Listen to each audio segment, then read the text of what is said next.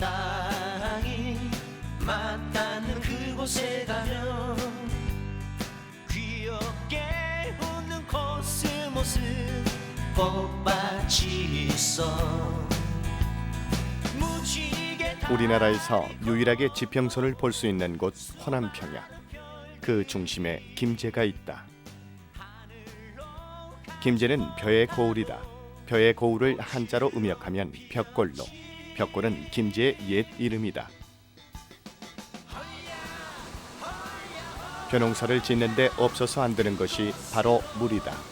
그 옛날 이 넓은 평야에 생명수를 공급했던 저수지가 있다. 바로 벽골제다.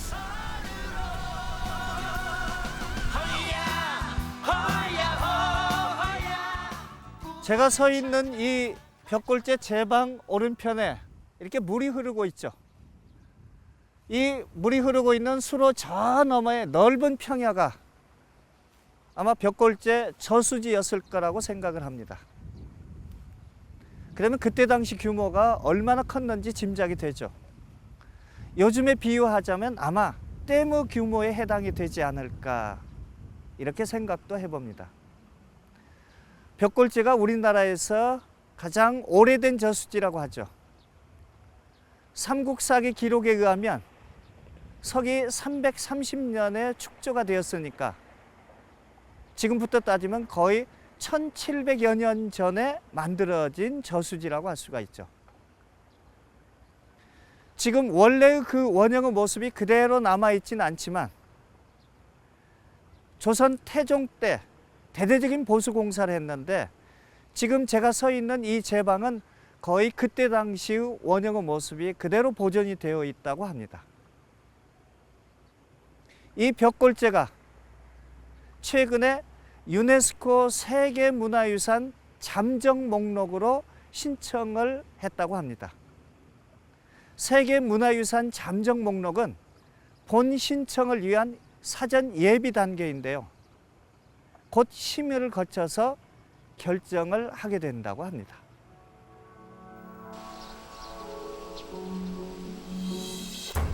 벽골제는 워낙 규모가 커서 제방 또한 여러 차례 보수를 거쳐야 했다.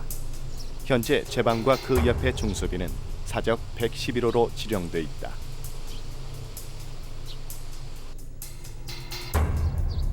비석에는 태종 15년 1415년에 당시 전라감사 박습이 군사와 장정 10,000명을 동원해 무려 17층 높이의 제방을 개보수했다는 내용이 적혀 있다.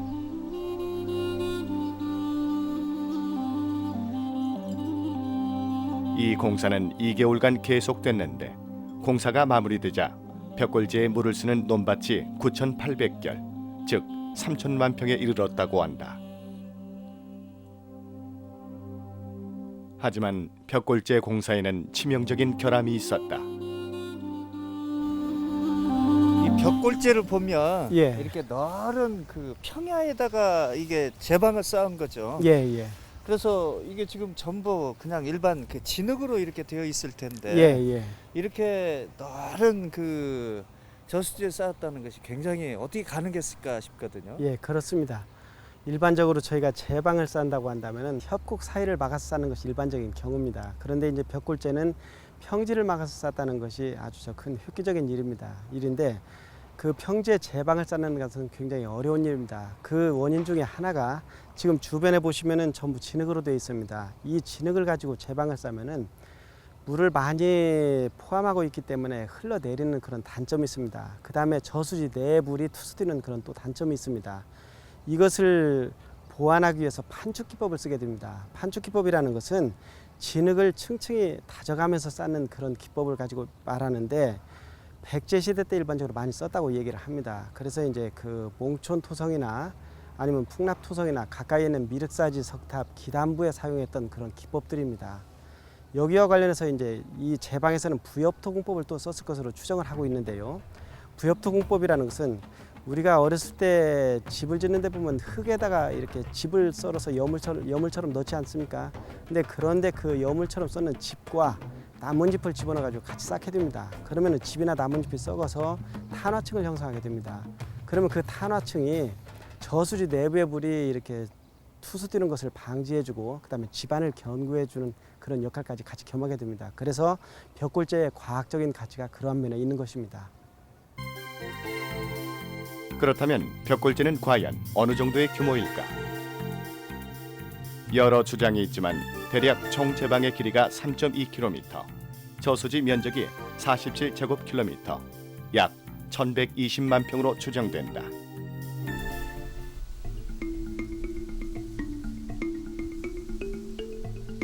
현재 남아있는 제방의 길이는 2km에 달한다.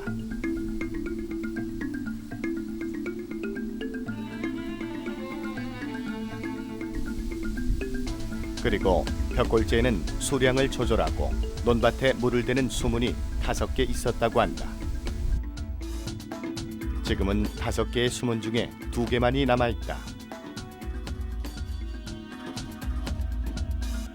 이 벽골재를 쭉 둘러보면 엄청나게 많은 그 수량이 있는데 그 수량을 조절하고 수위를 맞추는 일이 아주 어려운 일 중에 하나였을 것 같아요. 벽골재에는 5개의 수문이 있습니다. 1수문에서부터 5수문까지가 있는데 지금 현재 계시는 여기가 2수문인 장생거입니다. 그 다음에 3수문, 4수문 3개가 있는데 이 3개의 수문은 여기 보시다시피 수문을 이렇게 들어 올리고 내리고 해서 관계 조절을 했던 저수지입니다. 그 다음에 1수문과 5수문은 그 당시에 생각지도 못할 만큼 획기적인 기술이어서 수위가 어느 정도 일정 높이에 오르면 자동적으로 흐르게 되는 유수거였습니다. 그래서 인공적인 수리관계 시설이 완벽하게 갖춰져 있어서 벽골재의 과학적인 가치가 아주 매우 높은 것입니다. 벽골재가 유네스코 세계문화유산 잠정 목록으로 등재된 이유 중에 하나가 바로 이 수문이다. 홍수를 대비해 화강암으로 기둥을 세우고 나무판으로 수문을 만들었다.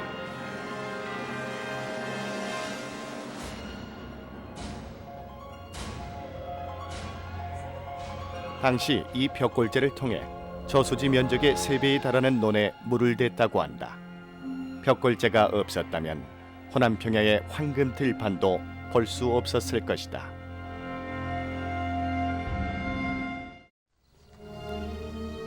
호남평야를 촉촉히 적셨던 벽골재. 이 벽골재가 저수지로서의 기능을 상실한 것은 언제일까? 현재 제방 앞에 흐르는 수로는 1925년 일제강점기 동진수리조합이 섬진강 물을 끌어들이기 위해 건설한 것이다. 그렇다면 이때 저수지가 없어진 것은 아닐까? 동진수리조합이 수로를 만들기 전인 1910년대 이미 수문은 없어지고 제방 밑에 작은 구멍을 통해 물이 흐르고 있을 뿐이다.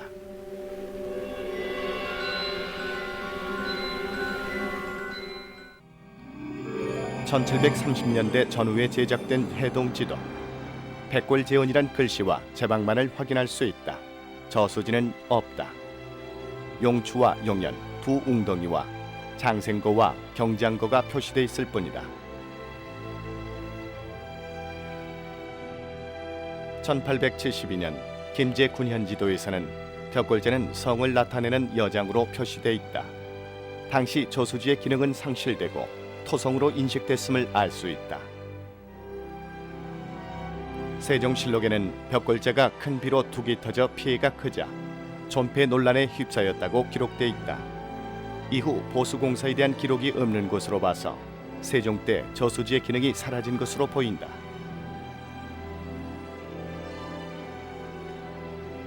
하지만 백제시대 벽골재가 만들어지고 계속되는 제방 보수공사는 대단한 것이었다. 오로지 사람의 힘과 의지로 이뤄낸 대역사였다. 당시 이 공사가 얼마나 큰 공사였나를 알 수 있는 땅 이름이 있다. 되배미. 조선 태종 때 제방 공사를 위해 전국에서 엄청난 사람들이 모이게 된다. 이때 일일이 셀 수 없어서 일정 구역 안에 사람을 들어서게 하고 곡식을 대로 재듯 셌다 해서 되배미가 됐다고 한다. 제방을 북쪽으로 따라가다 보면 나지막한 산 하나를 만나게 된다. 이곳에는 벽골제 공사에 참가한 사람들의 신발이 쌓여 산이 됐다는 이야기가 전한다.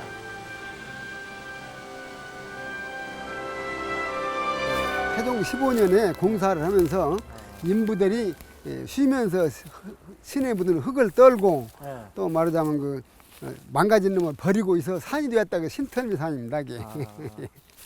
얼마 전에 그 손보기 교수하고 저하고 그 여기 실제 답사를 해가지고 발굴을 한 일이 있습니다. 발굴해서 요 아래 가서 그 전부 파보니까 땅 다 밑에 강을 파들어까지 썩은 흙이고 돌 하나 웃고 항토 하나 안 섞인 썩은 흙이고 밑에는 바닷물에서 그 올라오는 새모래가 깔려 있습니다. 그래서 바다 밑에 강 한 질반 발굴을 해봤는데 그래서 학생들 때문에 제가 이제 가장 신털미산이라고 거짓말했냐 어쩌냐 하는 것을 확인해서 이제는 나 거짓말 안 하고 진짜로 이제 그 신털미산이고 하는 것을 확인했습니다. 이게.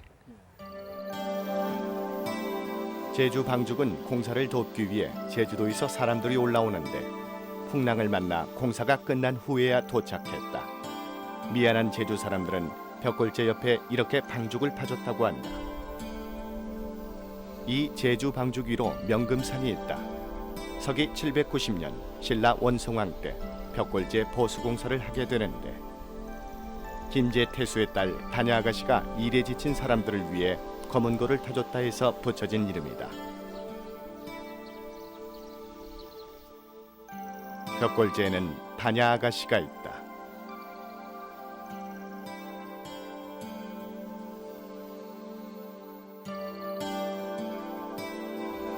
통일신라 원성왕 때면 790년경으로 벽골제가 쌓아진 지 400여 년이 지나게 됩니다. 당연히 보수공사가 절실하게 필요한 때였죠. 그래서 당대 최고의 토목기술자인 원덕랑을 파견하여 공사를 진행하게 하지만 일기도 불순하고 여러 가지 사정에 의해서 자꾸 공사가 지지부진하게 됩니다.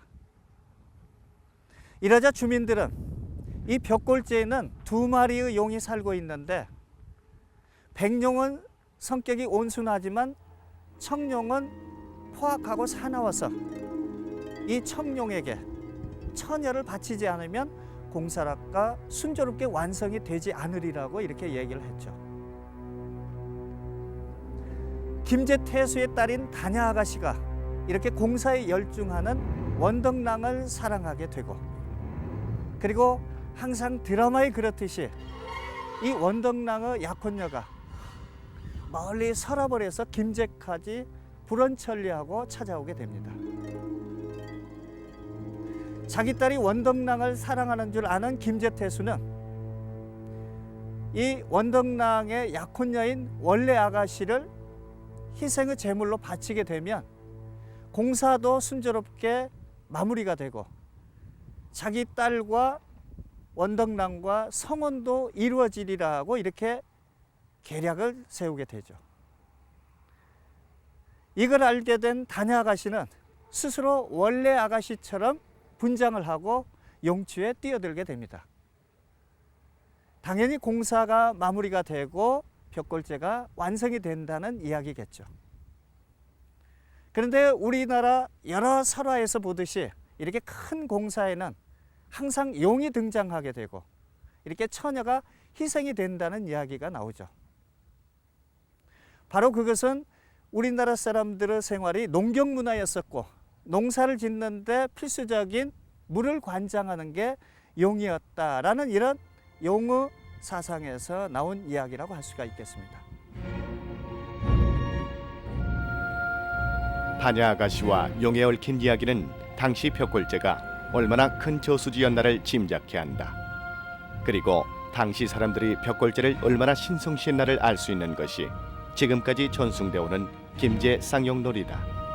그 옛날 저수지는 없지만 그 시대의 정신은 1700년이 지난 지금도 변함이 없는 것이다.